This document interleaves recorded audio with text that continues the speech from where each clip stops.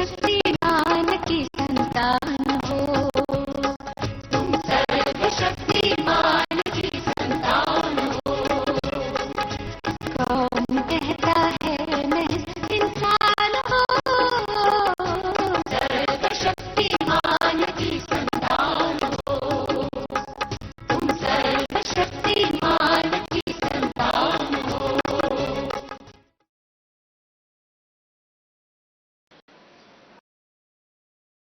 ओम शांति।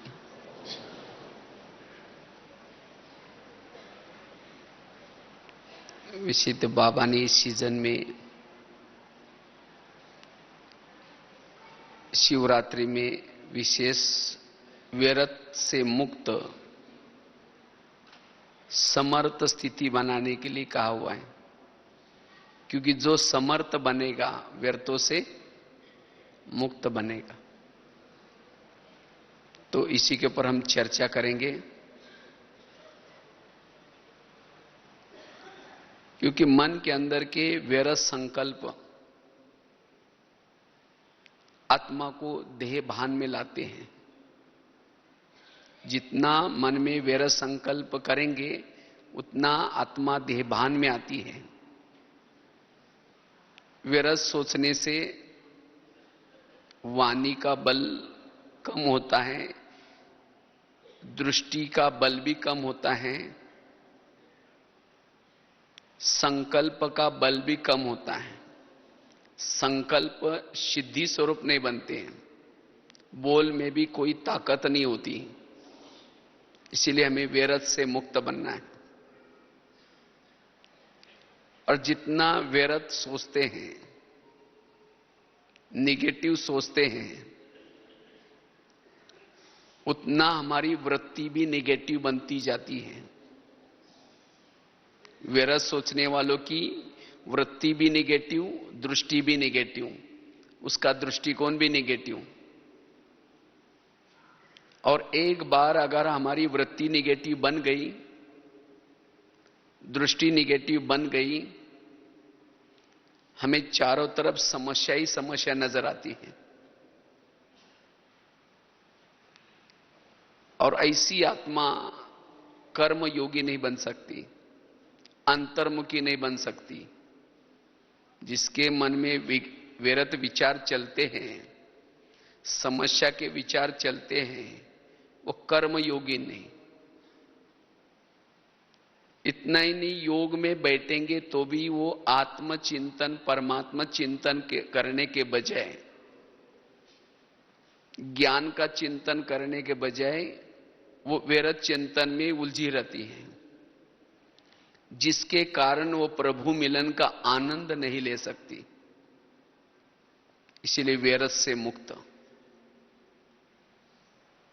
व्यर्थ सोचने वाला स्वधर्म में नहीं टिक सकता, सोमानों में नहीं टिक सकता, एकाग्रता का अभ्यास नहीं कर सकता।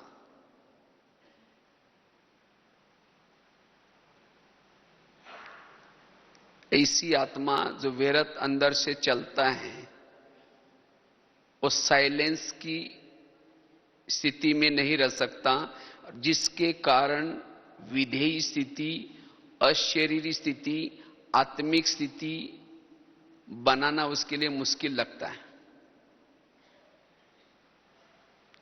जो व्यर्थ से मुक्त है वही समर्थ है, वही सहनशील है।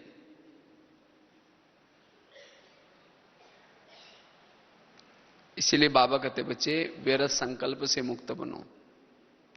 वैसे तो दुनिया में व्यर्थ सोचने वालों को कहते हैं तनाव, तनाव पैदा हो गया। और तनाव को इंग्लिश में क्या कहते हैं? टेंशन। 10 मतलब कितना? 10, सन मतलब बच्चे। पहले तो 2-4 आए, फिर 10 पैदा होंगे तो कैसा रहेगा? और ऐसी आत्मा क्या कंप्लेन करती है, हम योग में बैठते हैं, पता नहीं क्या क्या संकल्प आते हैं, पता नहीं मेरा योग क्यों नहीं लगता, पता नहीं कैसी कैसी बातें मन में आती हैं, क्यों आते हैं। क्योंकि सारा दिन सोचा है, वो सोच वापिस आते हैं। योग में माया आते हैं, मतलब कोई राक्षस आकर के थोड़ी हिलाता है, वही सारा दिन की व्यर्थ बातें हमें आत्मचिंतन, परमात्मा चिंतन करने नहीं देती। और वैसे ही व्यर्थ सोचने वालों को, जो व्यर्थ सोचता है, नेगेटिव सोचता है, उसे अनेक प्रकार की मानसिक बीमारियां तो है, लेकिन शरीर की बीमारियां भी होना शुरू हो जाती हैं। क्योंकि व्यर्थ सोचने वालों का दिमाग कैसा रहता है? ठंडा रहेगा या गर्म रहेगा? गर्म रहेगा। इसीलिए कहते हैं ना, जिसका पांव गरम, पेट नरम, दिमाग ठंडा, उस घर में कोई डॉक्टर है, उसको मार दो डंडा, वहां डॉक्टर की कोई जरूरत नहीं। लेकिन आजकल उल्टा होता है, पांव ठंडे और दिमाग गर्म रहता है। आज जितनी भी बीमारी है, उसका कारण है मूल नेगेटिव सोच। वैसे और भी कोई कारण हो सकते हैं, लेकिन मूल कारण है नेगेटिव सोच। पेट की बीमारी, ईर्ष्या करने वालों को पेट की बीमारी होती है। इसीलिए कहते हैं ना, तुम मेरे को देख करके तुम्हारे पेट में जलन हो रही है क्या? फिर कहेंगे ये तो बहुत अच्छी थी, लेकिन इसीलिए अचानक इसका ऑपरेशन कैसा हो गया? दिखने में तो अच्छी है, लेकिन ईर्ष्या करती है। किसी का ब्लड प्रेशर बढ़ता है, बीती हुई बातों को याद करने वालों का ब्लड प्रेशर बढ़ता है। शुगर होती है, दूसरों को अपने कंट्रोल में रखने की कोशिश करेंगे, मैं इसकी सास हूं, मैं इसका पति हूं, लेकिन आजकल कोई किसी की बात ही नहीं मानता है। फिर उस बात को चिंतन खुद करेंगे, औरों को भी सुनाएंगे, मैं इसकी मां हूं, मैंने इस बच्चे को पढ़ाया लिखाया बड़ा किया, और जब इसकी शादी हुई अपनी पत्नी का मानता है, मुझे पूछता ही नहीं। अभी मेरी ऐसी हालत है, तो बुढ़ापे में पता नहीं मेरे लिए क्या कर सकता है। उसको सुनाएंगे, चिंतन करेंगे। ऐसे बातों से बॉडी में केमिकल्स उतरते हैं और उससे शरीर की बीमारियां होती हैं। वो बच्चा क्यों नहीं मानता? जिसकी अपनी कर्मेंद्रियां कहना नहीं मानती, उसका कहना कोई नहीं मानेगा। आज किसी को दूर का कम दिखता है, दूसरे की बुराई को आंखें फाड़ फाड़ करके देखेंगे। आंखें फाड़ने से पुतली फैल जाती है, दूर का कम दिखता है। डॉक्टर के पास जाएंगे, कहेंगे डॉक्टर साहब मुझे दिखता ही नहीं। कहेंगे चश्मा पहन लो। चश्मा तो पहन लिया, फिर भी बुराई देखना नहीं छोड़ेंगे, नंबर बढ़ता ही जाएगा। आज किसी को नजदीक का नहीं दिखता, अपने बुराई को डोंट केयर करेंगे, नहीं देखेंगे, नजदीक का दिखना कम हो जाएगा। आज किसी को अस्थमा, दमा का प्रॉब्लम होता है, कोई भी बातों को पेट में दबा कर रखेंगे, खुल के नहीं बोलेंगे, दमे का प्रॉब्लम। किसी को स्पॉन्डाइलाइट होता है, गले का प्रॉब्लम, रास्ते में जा रहे सब्जी लाने के लिए देखेंगे वो क्या करती है, वो क्या करता है, इधर उधर देखते जाएंगे। जो इधर उधर देखता है उसको स्पॉन्डाइलाइट होता है। डॉक्टर एक बड़ा सा पट्टा लगाते हैं गले में, पट्टे में गले में पट्टा लगाने के बाद 6 मास तक ना इधर देखता है ना इधर देखता है, सीधा देखते चलना पड़े।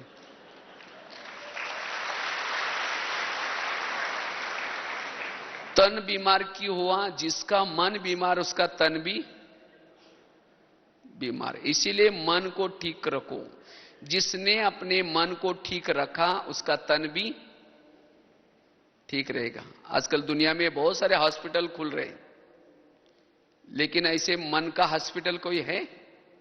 और इसीलिए बाबा कहते हैं ब्रह्मा कुमारीज ये क्या है?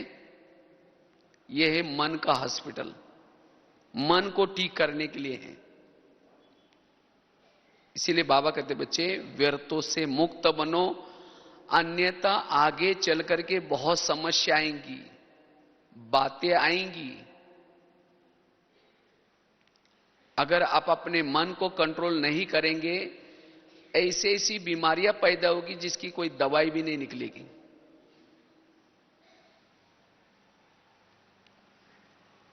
क्योंकि जिसके मन में व्यर्थ संकल्प चलते हैं उसको शांति नहीं है।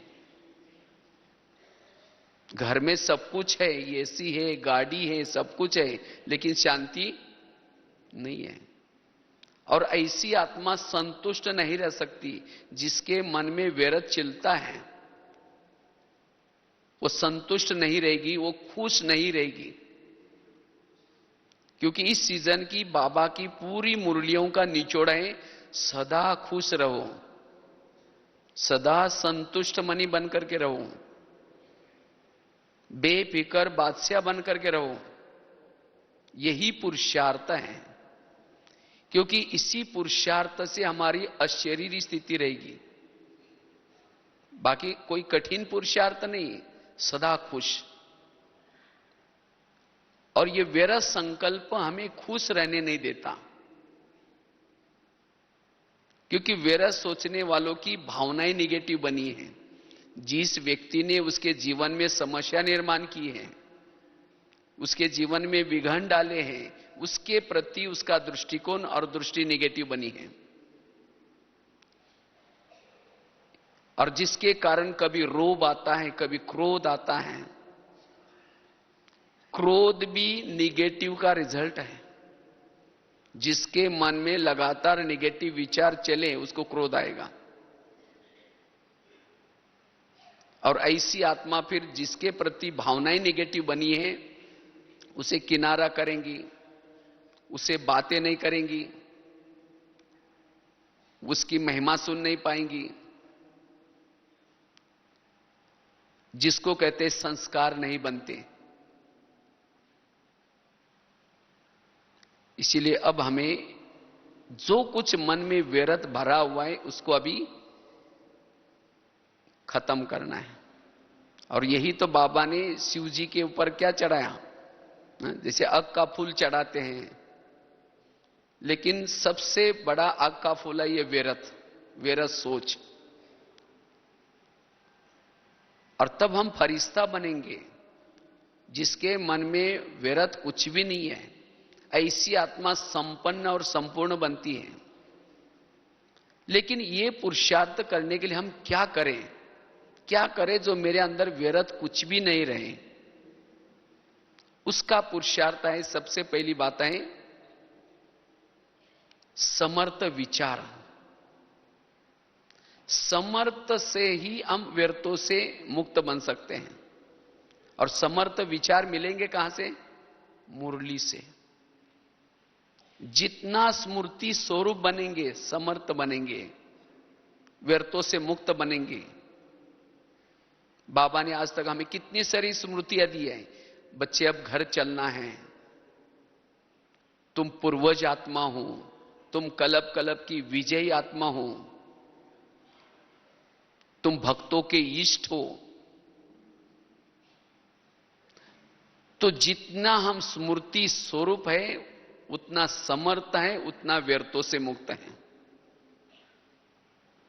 इतना ही नहीं, रोज की जो मुरली है, अगर इस मुरली का भी चिंतन करते हैं, तब हम व्यर्थों से मुक्त बन सकते हैं। मुरली का एक एक सेंटेंस लाखों करोड़ों का है। जो मुरली नहीं सुनता, वो व्यर्थ चिंतन करता है, व्यर्थ से मुक्त नहीं बनेगा। इसलिए बाबा कहते हैं, रोज की मुरली सुनो और सारा दिन उसका चिंतन करो, बार बार स्मृति में लाओ। बाबा ने आज क्या कहा था, बाबा ने आज क्या बोला था। रोज की मुरली, बाबा ने दी हुई स्मृतियां, जितनी स्मृतियों को बार बार मन में दोहराएंगे, समर्थ बनेंगे, व्यर्थों से मुक्त। जैसे बच्चा अगर चाकू के साथ खेलता है, तो मां क्या करते हैं, उसका चाकू खींचेगी, छोड़ेगा नहीं, और पकड़ के रख बैठेगा। अगर उस बच्चे से चाकू लेना है, तो मां क्या करते हैं, उसको दूसरा खिलौना देती है। इसी तरह मन से निगेटिव रूपी खिलौना लेना है, तो ये मुरली रूपी पॉजिटिव का खिलौना दो। चाकू लेना है निगेटिव का, तो मुरली रूपी पॉजिटिव का खिलौना दो। समर्थ विचार दो, तब व्यर्थों से मुक्त बनेंगे। और वास्तव में जो मुरली सुनता है, मुरली का चिंतन करता है, उसकी बुद्धि स्वच्छ है। जो रोज की मुरली सुनता है उसकी बुद्धि स्वच्छ है, और स्वच्छ बुद्धि वाला उसको किसी के अंदर की कोई कमी कमजोरी दिखाई नहीं पड़ेगी। जिसने सवेरे अमृतवेला का योग किया है, फिर क्लास में आकर के क्लास के पहले थोड़ा सा योग किया है, मुरली अच्छी तरह ध्यान से सुनी है, उसकी बुद्धि क्लीन और क्लियर होती है, उसको व्यर्थ कुछ भी दिखाई नहीं पड़ेगा। लेकिन केवल मुरली सुनते समय नहीं, लेकिन सारा दिन भी उस मुरली का चिंतन करना है। अगर मुरली को भूल गए तो निगेटिव विचारों से बुद्धि अस्वच्छ बनती है, और जिसकी बुद्धि अस्वच्छ है वो योग में भी जब बैठेगा उसको न परमधाम दिखता है न परमात्मा दिखता है, बुद्धि भटकती है। इसलिए सारा दिन अगर मन में पॉजिटिव विचार चलाएंगे तो बुद्धि स्वच्छ रहेगी, क्लीन क्लियर रहेगी। जो बीच बीच में मुरली को रिवाइज करने से, चिंतन करने से व्यर्थ दिखाई नहीं पड़ेगा। अगर कुछ किसी के अंदर कुछ व्यर्थ दिखता भी है, गलती उसकी नहीं है, गलती मेरी है, क्योंकि वो निगेटिविटी मेरे अंदर है। अब जस्ट हमने एक ज्ञानामृत में आर्टिकल लिखा था, उसमें एक बहुत सुंदर एक घटना लिखी थी, आप लोगों ने पढ़ी भी होगी। एक दो माताएं थी, एक माताजी 2 मंजिल पर रहती थी, दूसरी माताजी 1 मंजिल पर रहती थी। 2 मंजिल वाली माताजी रोज अपने घर की खिड़की से पड़ोसनी के छत पर देखती है, तो छत पर कपड़े सुखाए रहते हैं। उसके कपड़े देख करके पति को कहते हैं, इसको कोई अक्ल नहीं है, कितने गंदे कपड़े, कितने मैले कपड़े हैं। पति को कहते जाओ और पूछ के आओ, आखिर वो कौन सा साबुन यूज करते हैं, कौन सा सर्फ यूज करते हैं। तो पति कुछ नहीं बोलता, रोज वो खिड़की से दिखाते और कहते जाओ पूछ के आओ। एक दिन जब वो 2 मंजिल वाली माताजी ने पड़ोसनी के छत पर देखा, उसके कपड़े अच्छे दिखने लगे, फिर पति को बुला करके कहते आज इसको कैसे अक्ल आ गई, आज कितना अच्छा धुलाई किया। कहते जाओ पूछ के आओ। पति धीरे से मुस्कुराता है और कहता है आज सवेरे सवेरे मैंने अपने घर के खिड़की की कांच साफ किए हैं।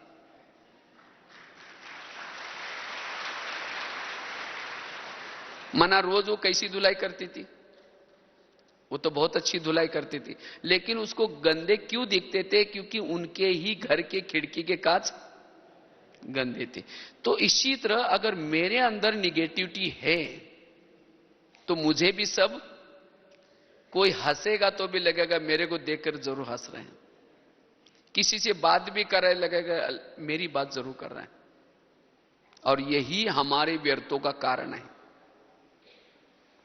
शंकाएं, कुशंकाएं, दोनों आपस में बैठे हैं तो लगेगा मेरी बात चल रही है जरूर, और उसके लिए निगेटिव वृत्ति बना दी। इसीलिए बाबा कहते बच्चे अपने खिड़की को रोज क्या करो, और वो कहां साफ होगी, रोज सेंटर पर जाने से, रोज मुरली सुनने से, और केवल मुरली सुनने से नहीं लेकिन उससे पूर्व थोड़ा सा योग करने से। आजकल कई खिड़कियों पर ऐसे दाग होते हैं जिसके ऊपर केमिकल डाला जाता है। योग करना अर्थात केमिकल डालना, और फिर मुरली सुनना अर्थात उसके ऊपर झाड़ू लगाना या कपड़ा मारना। और बीच बीच में भी हमें उन बातों को याद करके अपनी बुद्धि को स्वच्छ रखना है। दूसरी बात है, व्यर्थों से मुक्त बनने के लिए ड्रामा के ऊपर विश्वास।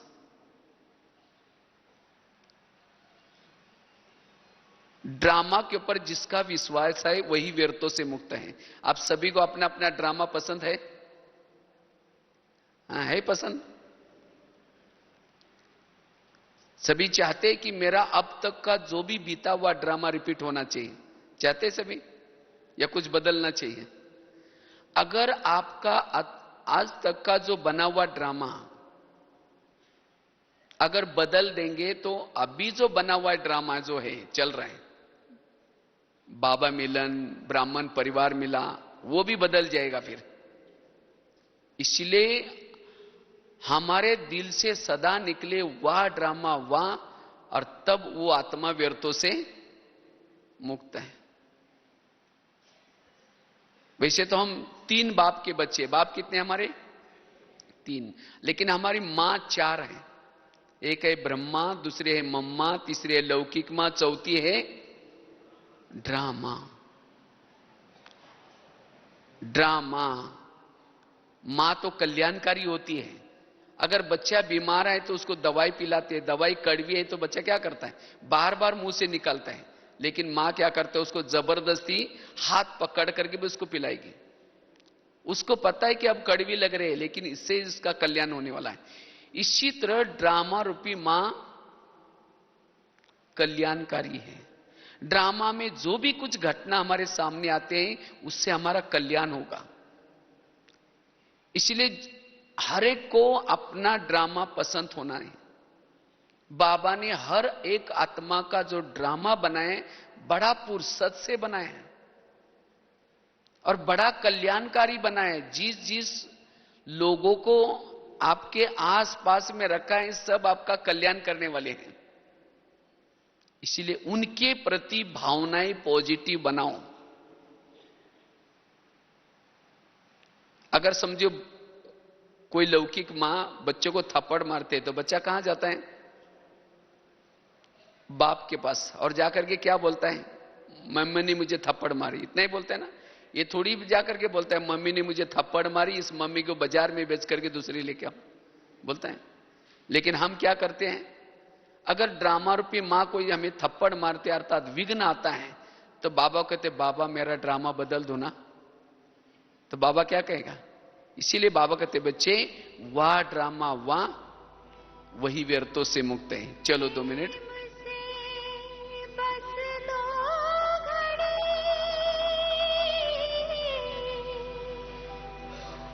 तो बात चल रही थी, हमें सभी को अपना अपना ड्रामा क्या होना है? पसंद होना चाहिए। जिसको अपना खुद का ड्रामा पसंद नहीं है, संबंध संपर्क वाले पसंद नहीं है, वो व्यर्थ सोचता है, उसका दृष्टिकोण निगेटिव बन जाता है। तो इसलिए जो जैसे मेरे संपर्क में लोग हैं वो सब मेरा कल्याणकारी है। आज तक की जो भी कुछ विघ्न आए, समस्या आई, उन समस्या और विघ्नों ने मुझे प्रभु मिलन कराया। अगर वो समस्या ना आती, वो विघ्न ना आते तो हम यहां तक नहीं पहुंचते। इसीलिए बाबा कहते बच्चे समर्थ सोचो, तब व्यर्थों से मुक्त बन जाएंगे। अब समझो कोई माता है, उसका अपना पति शराबी है, मारता है, झगड़ा करता है, रहना तो उसके साथ ही है। अगर उसके प्रति उसने नेगेटिव भावना बनाए कि ऐसा है वैसा है, सोच सोच करके जब घर में मुरली सुन करके जाएंगी तो जाते ही उसकी शक्ल देखते ही फिर कहेंगे फिर पी के आया, फिर ऐसा करता है। उसके लिए दुआएं नहीं निकलेगी, शुभ भावना नहीं निकलेगी। इसीलिए क्या करे, उसके प्रति पॉजिटिव दृष्टिकोण बनाए। भले वो कुछ भी करता है तो भी हमारी स्थिति अच्छी रहे। और उस माता के लिए तो पति तो बहुत मिले होंगे, सतयुग में मिले होंगे, त्रेता में मिला होगा, द्वापर में भी मिला होगा, अभी भी मिला है। सतयुग का पति तो बहुत अच्छे होंगे, ना कभी शराब पीता था, ना कभी मारता था, ना कभी पीटते होंगे, सोने के महलों में रहते थे, पुष्पक विमान घर में था, बहुत सारी संपत्ति थी, इतना अच्छा पति था। लेकिन क्या उस इतना अच्छा देवता पति के कारण शिव बाबा मिला? और अभी का पति शराबी है, मारता है, पीटता है, लेकिन उसके कारण कौन मिला है? इसीलिए और बाबा कहने बाबा ऐसा ही शराबी 5000 साल के बाद भी जरूर देना। तब ऐसा पति होने के बाद भी बड़ा आनंद आएगा, अच्छा लगेगा। इसीलिए संगम युग में हमारे आसपास में जो कुछ है सब हमारा कल्याण करने वाला है। इसीलिए ऐसी बातों से भी खुश रहो। अगर वो बातें मेरे जीवन में ना होती तो मेरा कल्याण ना होता। इसीलिए बाबा ने हमारा जो ड्रामा बनाया है वो कल्याणकारी बनाया। तब व्यर्थों से मुक्त बनेंगे। ड्रामा के ऊपर विश्वास। तीसरी बात है, पहली बताई, रोज अपनी खिड़की को क्या करो, साफ करो। स्मृति स्वरूप बनो, जो बाबा ने स्मृतियां दी उसको याद करो, समर्थ बनो। दूसरी बात बताई, ड्रामा के ऊपर विश्वास। तीसरी बात है, अगर व्यर्थों से मुक्त बनना है, जीवन में आने वाली निगेटिव बातों को क्या बना दो, पॉजिटिव। जो सारा दिन में हमारे जीवन में जो कुछ बातें आती हैं निगेटिव, उसको पॉजिटिव में बना दो। अगर आपकी कोई ग्लानि करता है, तुरंत मन में आता है कि इसने ग्लानि क्यों की, इसने तो बड़ों के पास जाकर के मेरी बातें बता करके मेरी भावनाएं खराब किया होगा। तो इसी बातों से इसको सोच करके वृत्ति निगेटिव बनती है, दृष्टि निगेटिव बनती है। लेकिन कोई बात नहीं, अगर आप सच है, आपको सोचने की क्या जरूरत है, उसको पॉजिटिव में लो। जो यहां मेरी ग्लानि करता है या जो मुझे ग्लानि करता है, अपमान करता है, वही क्या करेगा, गुलाब का फूल डाल करके एक दिन आएगा, पूजा भी करेगा, आपका भगत बन जाएगा। अगर आपका कोई परचिंतन करता है, कोई बात नहीं, परचिंतन करने वाला आपका कीर्तन भजन गाने वाला भगत बनेगा। भजन में क्या करते हैं, दो चार जन मिल करके, एक जन टाल बजाता है, एक जन डपला बजाता है, एक जन गाता है, दो चार जन सुनते हैं, उसको क्या कहते हैं, कीर्तन भजन। तो परचिंतन में भी क्या होता है, दो चार जन इकट्ठे होते हैं, एक कहेगा हुआ है ही सी, दूसरा कहेगा हाँ मेरे साथ भी ऐसा क्या, माने एक जन टाल बजा रहे, दूसरा डपला बजा रहे, एक जन गा रहे हैं। अगर यहां कोई आपका परचिंतन करेगा, वही आपका भगत बनेगा। तो योग में बैठेंगे तो बाबा को, बाबा आज आपने एक बहुत अच्छा भजन मंडली भेजी, कल भी किसी को भेज देना। तो ऐसी बातों से आपके अंदर निगेटिविटी नहीं आएंगी, ऐसी बातों से भी आपका चेहरा खिला हुआ रहेगा, आप संतुष्ट रहेंगे। लेकिन हम जब निगेटिव ले लेते तब जाकर के उसमें असंतुष्ट बन जाते हैं। कई बार मैं महाराष्ट्र का एक संत का एग्जाम्पल बताता रहता हूं, बड़ा अच्छा है, बहुत प्रेरणा मिलती है उसे। एक महाराष्ट्र में एक संत थे, तुकाराम महाराज नाम था, भक्ति करते थे। तो गली के लोगों ने उसको भक्ति करने के लिए मना किया, तब भी उसने नहीं छोड़ा। तो एक दिन सभी लोगों ने पकड़ करके उसके गले में सब्जी की माला पहना दी, बैंगन, टमाटर, आलू, मटर, मुंह काला किया, उसके बाल उतार करके हल्दी लगाई और उसको एक गधे पर बिठा करके गली गली में घुमाया।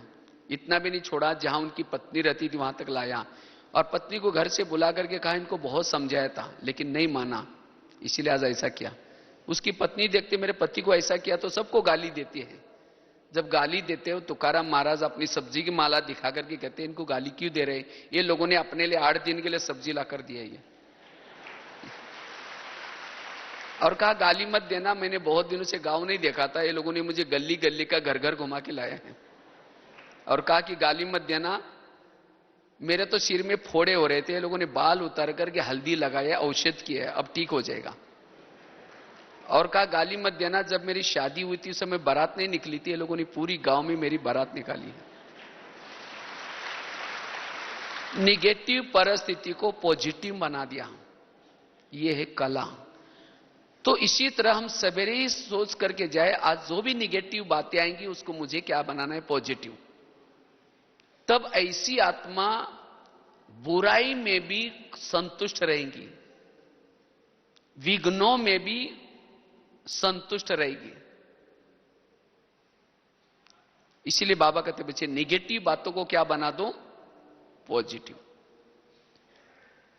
बाबा भी कहते ना, जो निंदा हमारे करे वो मित्र हमारा सोए तेरे। जो निंदा करता है वो हमारा कौन है, मित्र।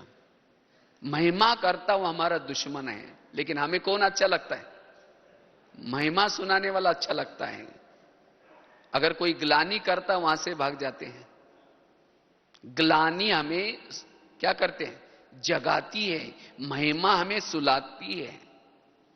अगर कोई महिमा करता है, हमारा पुरुषार्थ तो रुक जाता है। दुनिया में भी कहते हैं ना, कड़वी चीजें खाओ तो आपकी हेल्थ अच्छी हो जाएगी। नीम का पत्ता, जो भी कुछ कड़वी चीजें, करेला है। इसी तरह जो जीवन में कड़वा डाइजेस्ट करता है वो मानसिक रूप से उसकी हेल्थ ठीक होती है। लेकिन आजकल हम मीठा पसंद करते हैं। मीठा पसंद करेंगे तो सुस्त बन जाएंगे। इसीलिए बाबा कहते बच्चे, निगेटिव को पॉजिटिव में लो। चौथी चीज है, अगर मुझे व्यर्थों से मुक्त बनना है, विघ्न डालने वालों के प्रति सकारात्मक दृष्टिकोण अपना दो। कुंती के सामने जब कृष्ण जाता है, पूछता है तुमको क्या वरदान चाहिए, तुमने बहुत अच्छी भक्ति की है। तो कुंती कहते मुझे और कुछ नहीं चाहिए, मुझे जीवन में समस्या और विघ्न चाहिए। तो कृष्ण कहता है ये तुम कौन सा वरदान मांग रहे, कुछ सोना मांगो, चांदी मांगो। कहते मुझे और कुछ नहीं चाहिए, समस्या और विघ्न चाहिए। तथास्तु, वरदान दिया। कहा कि तुमने ये वरदान क्यों मांगा? कहते अगर मेरे जीवन में समस्या और विघ्न होंगे, आप सदा मेरे साथ में रहेंगे, और आप मेरे साथ में रहेंगे, यही मेरा सौभाग्य है। तो इसी तरह जिसके जीवन में विघ्न और समस्या है, कौन साथ में है? बाबा। इसीलिए बाबा कहते हैं ना, जो बांधेली माताएं, उनका योग मेरे से गहराई से और लगन वाला होता है। क्योंकि उनको जो पति तंग करता है, परेशान करता है, कौन याद आता है? और जिसको कोई पति तंग नहीं करता, बहुत प्यार करता है, उसका पति से योग लगा हुआ है। कहेंगे मेरा पति बहुत अच्छा है। कोई भी चीज भी देखेंगी, पति को पहले याद करेगी, बाबा याद नहीं आएगा। इसीलिए बाबा कहते हैं बच्चे, विघ्न और समस्या हमारे लिए कल्याणकारी है। विघ्नों से कभी भी घबराना नहीं है। तो विघ्न डालने वाले लोग हमें प्यारे लगने चाहिए। लेकिन हमारा जो आज टेंशन बढ़ जाता है, हम निगेटिव बन जाते हैं। किससे बन जाते हैं? जो आपकी कोई यहां की ट्रांसफर वहां करता है, कोई बड़ों के पास जाकर चुगली करता है, कोई समस्या निर्माण करता है, ऐसे व्यक्ति को देखते ही निगेटिव चलता है। कहते इसको मैं कभी दुआ नहीं दे सकता, बस इसके कारण मेरा ऐसा हुआ। अगर सारा दिन हम स्थूल रूप में भी सोचेंगे तो ऐसी बातें अंतर मन में भी जाते हैं, और अंतर मन की बातें सोते समय भी उस व्यक्ति के बारे में सोचेंगे।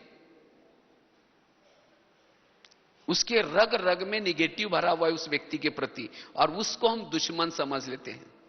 और ऐसे व्यक्ति का हम सामना करते हैं।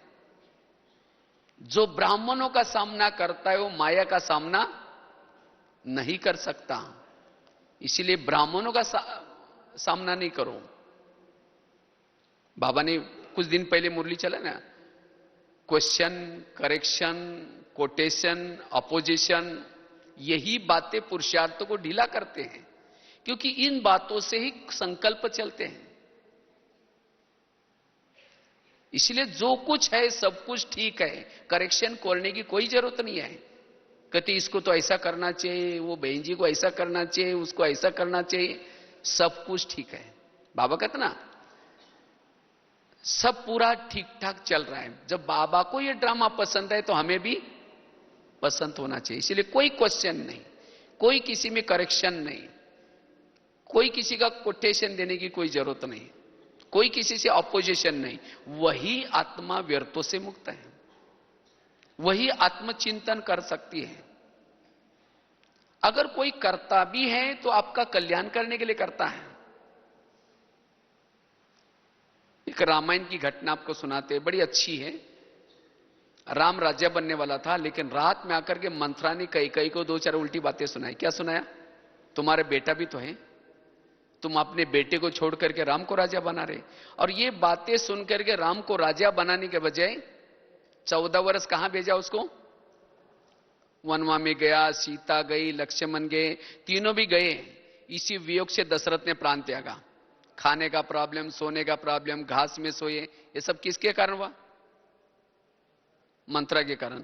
तो मंत्रा को जो भी देखेगी उसकी भावना अच्छी चलेगी, बुरी चलेगी? बुरी चलेगी ना।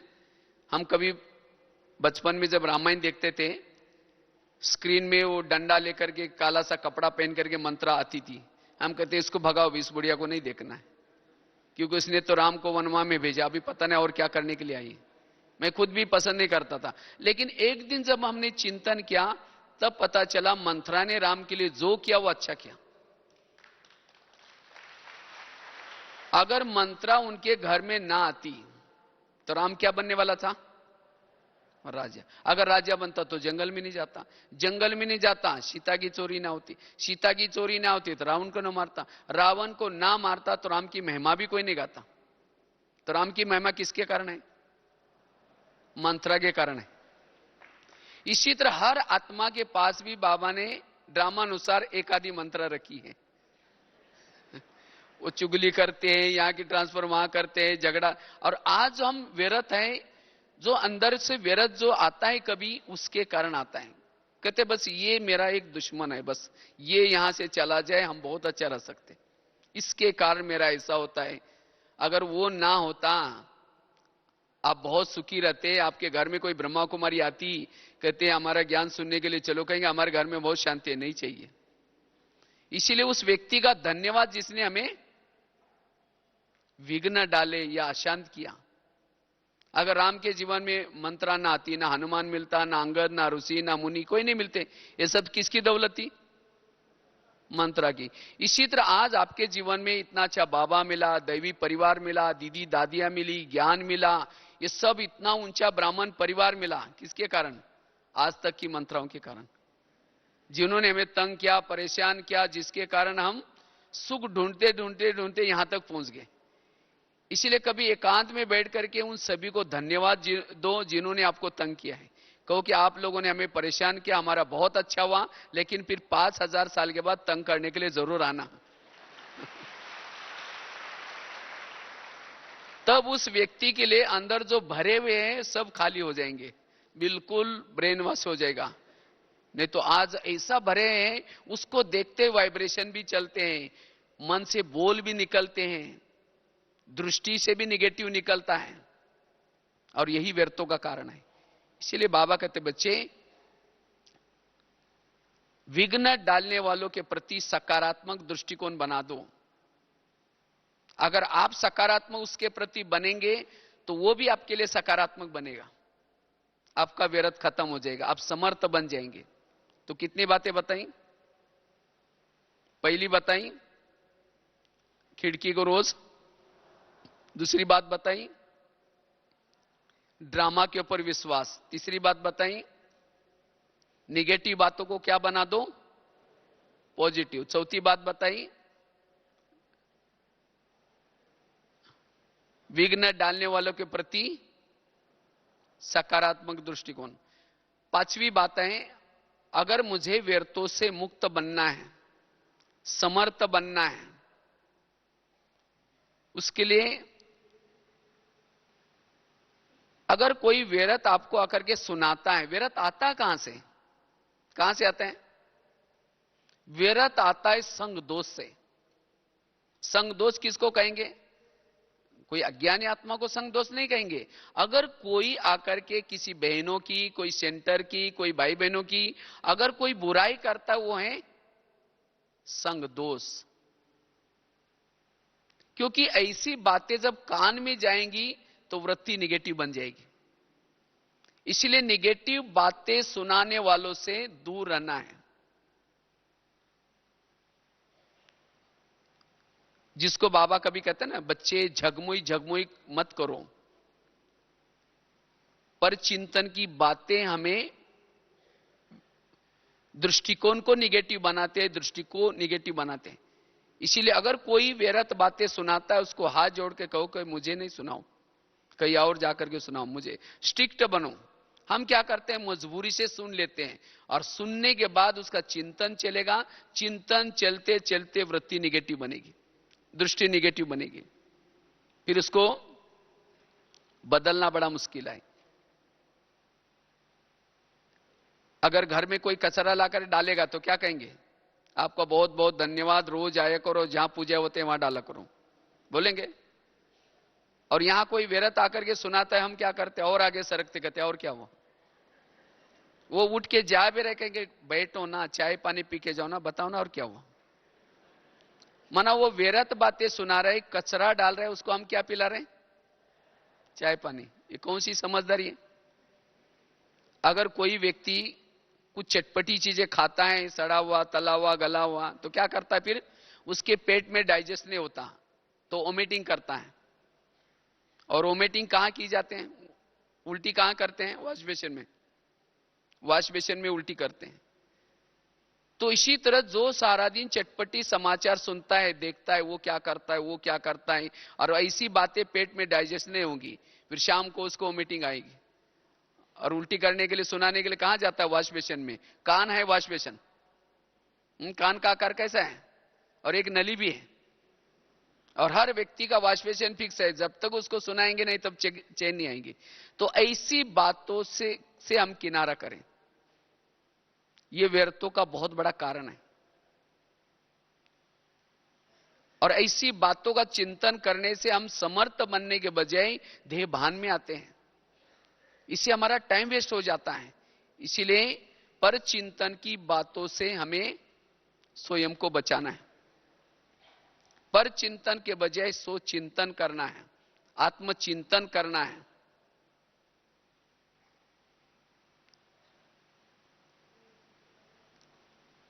छठी बात है, अगर व्यर्थ से मुक्त बनना है, बाबा ने कहा ना, सेंटर निर्विघ्न बनाओ, जोन अपना निर्विघ्न बनाओ, अपने गृहस्थी को निर्विघ्न बनाओ, स्वयं को भी निर्विघ्न बनाओ। ये विघ्न आता क्यों? आज सेंटर का विघ्न कौन सा है? कहेंगे हम तो बहुत कुछ जानते हैं, बहुत कुछ करना चाहते हैं, लेकिन क्या करें, हमको कोई मौका ही नहीं देता, हमको कोई चांस ही नहीं मिलते। और इसीलिए जो चांस नहीं देते उसके प्रति क्या करेंगे? निगेटिव सोचेंगे। कहेंगे खुद भी नहीं करते हैं, दूसरों को भी करने नहीं देते हैं। हम लोग कई भाई बहने क्वेश्चन पूछते रहते हैं, अरे क्या करें, हमारी स्थिति बिगड़ रही है ऐसे, इसके कारण। क्यों? कोई अगर आपको बड़ा कोई रोकता है तो उसके प्रति निगेटिव चलते हैं, लेकिन नहीं, अगर बड़ा आपको कोई रोकता है जिसको बाबा ने निमित्त बनाया, जरूर उसमें मेरा कुछ कल्याण है, मुझे सोचने की कोई जरूरत नहीं।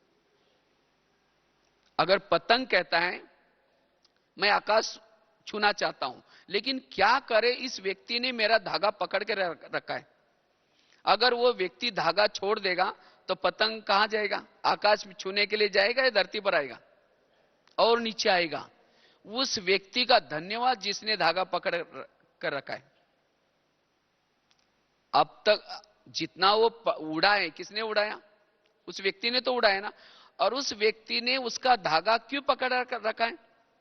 क्योंकि वो कई पेड़ में, कई तारों में, कई बिल्डिंग में अटक न जाए, लटक न जाए, इसीलिए पकड़ा हुआ है।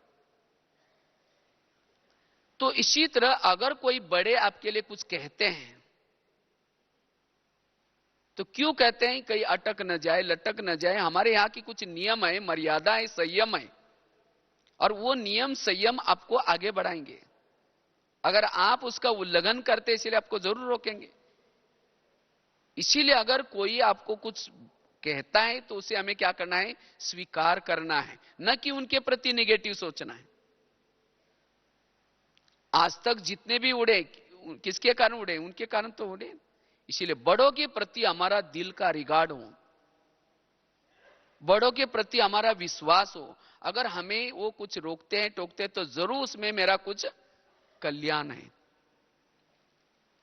तो आज कभी कभी हमारे मन में जो व्यर्थ आता है, इसका व्यर्थ का ये बहुत बड़ा कारण है। इसलिए हमें कभी भी बड़ों के प्रति हमारे मन में कुछ भी निगेटिव ना हो। सातवीं बात है, आज जो कभी कभी व्यर्थ आता है उसका कारण क्या है?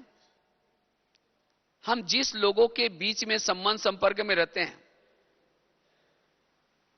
जो संबंध संपर्क वाले जो लोग हैं, वो लोग कोई आपको देने के लिए आता है, कोई आपसे लेने के लिए, क्योंकि आपका उसके साथ का कोई कार्मिक अकाउंट है। और इसीलिए उस कार्मिक अकाउंट को चुक्त करने के लिए वहां आए हैं आपके पास। कोई बच्चे के रूप में आए हैं, कोई सास के रूप में आए हैं, कोई पति के रूप में आए हैं, कोई पड़ोसी के रूप में आए हैं। लेकिन जब इस कार्मिक अकाउंट को हम भूल जाते हैं, तब कहते हैं ये मैं इसके लिए इतना करता हूं, मैंने इसके लिए ये किया, फिर भी मेरे साथ ये ऐसा क्यों करता है? ये क्यों का कारण है मेरे पिछले जन्मों के हिसाब। क्योंकि टाली कभी एक हाथ से नहीं बजती, टाली के लिए कितना हाथ चाहिए? 2 हाथ चाहिए। तो इसी तरह आज मेरे जीवन में कोई व्यक्ति प्रॉब्लम्स निर्माण कर रहा है, कोई समस्या निर्माण कर रहा है, और हमें वो समस्या अच्छी नहीं लग रही, क्योंकि हम उसके साथ अभी इस जन्म में तो अच्छा व्यवहार कर रहे हैं, लेकिन फिर भी वो ऐसा क्यों करता है? क्योंकि मैंने भी इसके साथ जरूर ऐसा कभी किया होगा। समझो कोई सास, समझो बहू ज्ञान में चलती है और उसकी सास उसको तंग करते हैं, परेशान करते हैं, और उसको तो बहू के तो निगेटिव संकल्प चलेंगे, मेरे को ज्ञान में आने से रोकती है, मेरे को ऐसी करते हैं, उसको सहन नहीं होगा। अगर वो बहू और सास का पिछले जन्म दिखाए जाए, जो अभी की जो बहू है पिछले जन्म में उसकी कौन थी? सास थी। 4 बजे उसके कमर में लात मारी थी चक्की पीसने के लिए, आटा पीसने के लिए, कई सत्संग में जाने से रोका था, और अब थोड़ी बोलते हैं तो रोना आता है। इसीलिए कहते हैं ना, सास भी कभी बहू थी। तो इसी तरह ये हमारे आपस में कोई ना कोई जन्मों के कार्मिक अकाउंट है। कोई किसी ने राजा बनकर के अपने अंडर में रखा होगा, कभी राजा बनकर के उसने अपने राजाई से निकाल दिया होगा, तो यहां भी ऐसे होगा। तो इसीलिए बाबा कहते बच्चे, अगर कुछ ऐसी बातें हैं तो मेरा कोई हिसाब किताब समझ करके ऐसी बातों को हमें चिंतन करने के बजाय उसको भूल जाना है, तब व्यर्थों से मुक्त बनेंगे। इसलिए कर्मों के सिद्धांत को याद रखो। समझो चलते चलते किसी ने गाली दी या अपमान किया, तो क्या सोचो, अच्छा इसका भी बहुत दिन का बाकी था, आज पूरा हो गया। ये नहीं सोची कि उसने क्यों बोला, मेरे को क्यों बोला, ऐसा कैसा बोला। इसीलिए व्यर्थ से मुक्त बनने के लिए कार्मिक अकाउंट को याद रखना है। मेरे हिसाब किताब है और इस हिसाब किताब को मुझे चुक्त करना है। चुक्त करने के 3 तरीके बाबा ने सुनाया। अगर आप खूब योग लगाते हैं, ऐसे हिसाब आएंगे नहीं सामने। अगर योग नहीं लगाएंगे तो सहन करना पड़ेगा। अगर सहन नहीं करेंगे तो फिर ड्रामा में विनाश भी रखा हुआ है। विनाश किसी लिए रखा है? आपस के हिसाब किताब चुक्त। तो अच्छा है ना, योग लगा करके चुक्त करो या सहन करके चुक्त करो। तो ऐसे अगर हम व्यर्थों से मुक्त बनेंगे तब हमारे अंदर सहन शक्ति आएगी, और जिसके पास सहन शक्ति आई उसके साथ और भी शक्ति आएगी। जिसका व्यर्थ खत्म हो गया वो स्वधर्म में टिक सकता है, वो आत्मस्थिति का अनुभव कर सकता है, आत्मा का अनुभव कर सकता है। ये आत्मा का अनुभव क्यों नहीं होता? क्योंकि सारा दिन लगातार मेरे अगर लीकेज हो रहे हैं, निगेटिव सोच चल रहे हैं, उसकी शक्तियां नष्ट हो रहे हैं, वो आत्मा का अनुभव नहीं कर सकता। आत्मा क्या चीज है? जिसके संकल्प कम चलते हैं, पॉजिटिव चलते हैं, उसकी ऊर्जा बचते हैं, उसी ऊर्जा का नाम है आत्मा। तो इसीलिए अगर मुझे अशरीरी बनना है, विधेयी स्थिति का अनुभव करना है, इसलिए मुझे व्यर्थ से मुक्त बनने की आवश्यकता है। और इसीलिए खास बाबा ने इसी सीजन में, खास तो शिवरात्रि में, और इसी सीजन की टोटल मुरलियां व्यर्थ से मुक्त बनो। और ऐसे जब व्यर्थ से मुक्त बनेंगे, अगर मेरे वृत्ति में किसी के प्रति निगेटिव कुछ भी नहीं, तब हम हल्के बनेंगे, फरिश्ता बनेंगे। जो बातें मुझे समर्थ बनाती हैं, उन बातों का पुरुषार्थ करो। अमृत वाला योग करने से समर्थ बन जाएंगे, मुरली सुनने से समर्थ बन जाएंगे, शुद्ध अन्न खाने से समर्थ बन जाएंगे, पवित्रता की धारणा करने से समर्थ बन जाएंगे। जितना आप अपने मन को कंट्रोलिंग पावर, रूलिंग पावर, स्वराज्याधिकारी बनेंगे, समर्थ बन जाएंगे। जितना आप सेवा करेंगे, निस्वार्थ सेवा, सरल चित्त होकर के, निमित्त भाव से, उससे आपको दुआएं मिलेगी, और ये दुआएं आपको समर्थ बना देंगी। इसीलिए बाबा कहते हैं बच्चे, समर्थ बनने का पुरुषार्थ करो। जितना आप योग लगाते हैं, और वो योग भी कैसा, अलर्ट बैठ करके, एक्टिव हो करके, कोई सम्मान लेकर के ऐसे केवल बैठ गए, कोई लगन नहीं, बाबा की प्राप्तियों को याद नहीं, तो फिर समर्थ नहीं बनेंगे। और जो समर्थ नहीं, उसी के सारा दिन निगेटिव विचार चलते हैं। इसीलिए समर्थ बनने का पुरुषार्थ करो।